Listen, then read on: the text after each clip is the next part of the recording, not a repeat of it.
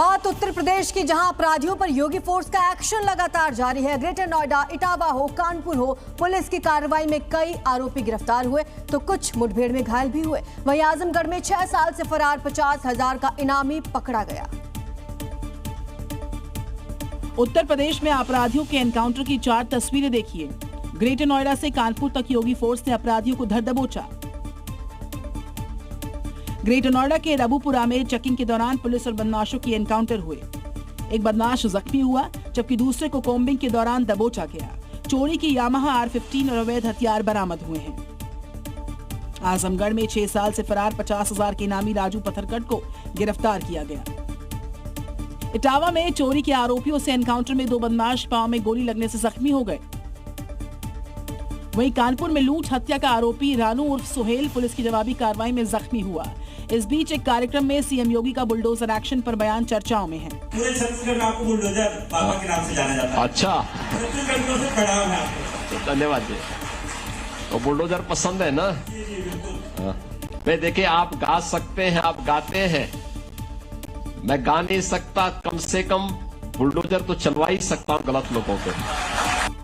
अपराधियों के खिलाफ योगी का साफ संदेश, कानून तोड़ने वालों पर सख्त एक्शन जारी रहेगा। योगी सरकार दूध से बने डेयरी प्रोडक्ट के नाम पर बेचे जा रहे गैर डेयरी प्रोडक्ट्स को लेकर भी सख्त हो गई है। सरकार ने एनालॉग डेयरी प्रोडक्ट के बनाने, रखने और बेचने पर रोक लगा दी है। अगर नियम तोड़े गए तो सख्त कार्रवाई की जाएगी। सरकार ने यह कार्रवाई खाद्य सुरक्षा और मानक अधिनियम 2006 के तहत की है, जिसका मकसद लोगों को दूध से बने असली प्रोडक्ट के नाम पर बेचे जा रहे गैर डेयरी उत्पादों से बचाना और खाद्य पदार्थों की गुणवत्ता सुनिश्चित करना है। ऐसा करने वाला यूपी छठा राज्य है।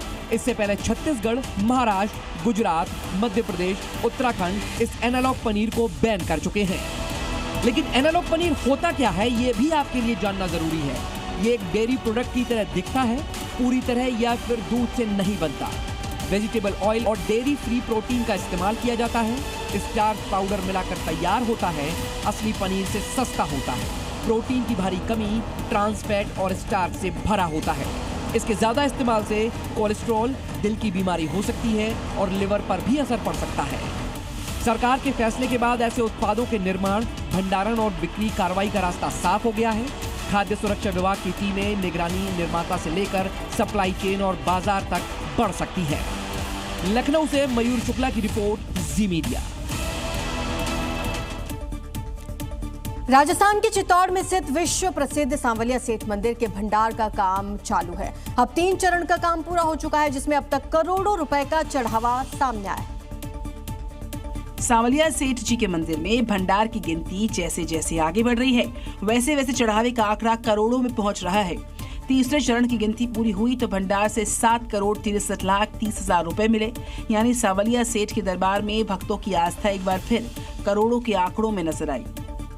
जानकारी के अनुसार 11 अगस्त कृष्ण पक्ष चतुर्दशी के मौके पर दान पेटी खोली गई थी। पहले राउंड में 11,51,51,000 रुपए की गिनती हुई, जिसके बाद 13 अगस्त को दूसरे राउंड में 7,56,44,000 की और अब तीसरे राउंड में 6,22,15,000 नगद मिले। यानी तीनों राउंड को मिलाकर अब तक 24,80,10,100 रुपए की गिनती पूरी हो चुकी है। आपको बता दें कि सांवलिया सेठ के भंडार की गिनती कई चरणों में की जाती है। हर चरण में नोटों की गिनती के साथ पूरी प्रक्रिया को सुरक्षा और निगरानी के बीच पूरा किया जाता है। तीसरे चरण में सामने आई करोड़ों की रकम ने एक बार फिर से ये बता दिया कि सांवलिया सेठ के दरबार में देश ही नहीं बल्कि विदेशों से भी भक्तों की गहरी आस्था जुड़ी हुई है।